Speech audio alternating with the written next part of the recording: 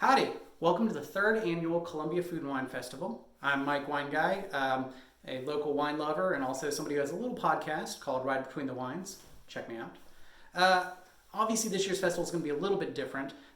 We're not able to quite come and talk about the wines quite the same way, but I wanted to give you a little heads up about at least one of the wines you're going to be drinking tonight. So I attached this little video. Please check it out. Otherwise, have an amazing time tonight, and if there's anything that you love, please fill it out on that sheet. Be sure to give the sheet to a server so that you can grab your wines from the gourmet shop next week. Here goes. So, you're in zone one. Happy brunch. I want to tell you a little bit about the Viberti Rosato, or Rosé, that you're about to have. But instead of me telling you, I actually was lucked out earlier this year to do a Zoom with Claudio Viberti. So here's a little excerpt of that episode to tell you a little bit more about it. And I also am putting the timestamps here for each different part in case you want to jump and skip. Enjoy. The family started back in 1896 when they were owning like a small inn. This was the building of Buon Padre restaurant. What is Buon Padre restaurant nowadays? And is a house in the hill of Barolo in the upper part. It's just the road that from Barolo is take you down to the valley, down to south where you go to Liguria. People that used to do trading, that used to do market and transports. Within North Italy and Liguria, they used to pass by this road, so they used to stop by for a meal, for a glass of wine, for a rest, few hours. It was like a modern motel in the old days. So this place was everything, because it was the tobacco shop, the restaurant, a place to sleep, and also what we call a drugstore, like where you can buy, basic dairy product like milk and bread, stuff like this. Then in 1923, my grandfather decided to produce his first house wine. It was not really a Barolo. I mean, it was a Barolo, but it was not saying Barolo in the label. Because the goal for him was just branding and promoting Buon Padre. So the label was saying Vino del Buon Padre. That's cool. Just in the 60s, they start to call it Barolo Buon Padre. Let me show you something. Dammi con la bottiglia vecchia che ce l'hai. This, for example, was the label that was between early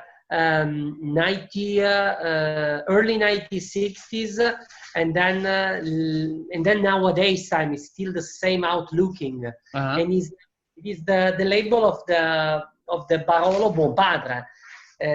So the house wine at the beginning was only served in the restaurant, and then people start to demand the label, so we start to sell the wine to the domestic market, so to the Italian market in was 1970s, right? And we're drinking the Gemella, which has the rosé is what I'm drinking, but also the Barbera. But the name Gemella, I don't think we talked about that. La Gemella, where that comes from. Yeah, Gemella means twin sister, because my mother is a twin sister. So this is a wine dedicated to my mom, because she's a big Barbera fan. Okay. And you should know that especially in the early 2000, 2004, 2005, most of the good Barbera vineyards were replanted in Barolo with the Nebbiolo for a simple reason. It was more profitable. I'm sure. But my mother was the human spirit behind the project that she pushed hardly the winery to plant more Barbera.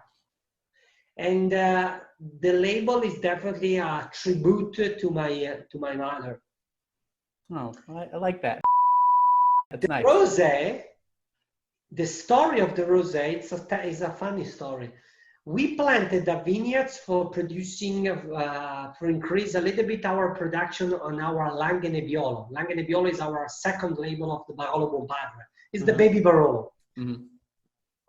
We planted these vineyards, and after a year, we discovered that the vines, the clone type of the vines, it was not the one we choose and with our supply, with our grower.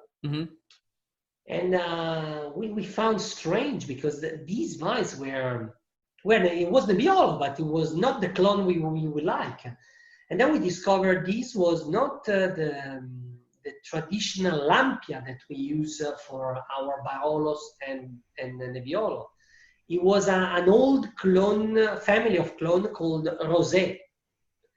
This clone was disappeared from the let's say from the area in early 1990s, and most of those vineyards were replanted with Nebbiolo Lampia because the Lampia is more give more consistency on the quality level, on the ripening, is more productive, it's more optimal, let's say. The Rosé has a ton of problem. It's less productive, the ripening, the phenolic ripening is always more problematic. So soon, but the vineyards was planted. So what we gonna do? And soon as we discover this, we say, okay, we're gonna make a new label. This will be our Rosé, because we're gonna have problem on phenolic anyway. And the Rosé, the only thing we don't need is the phenolic ripening in terms of color. I mean. That's great. So we start to produce the rosé because of a mistake we have done in the farm, but this was not in our plan making rosé. That's why also the production is pretty limited, because we do total production a year. It's 800 cases. Oh yeah, it's 700, teeny. 800. We give to U.S. national 350, 400 cases a year. It's limited.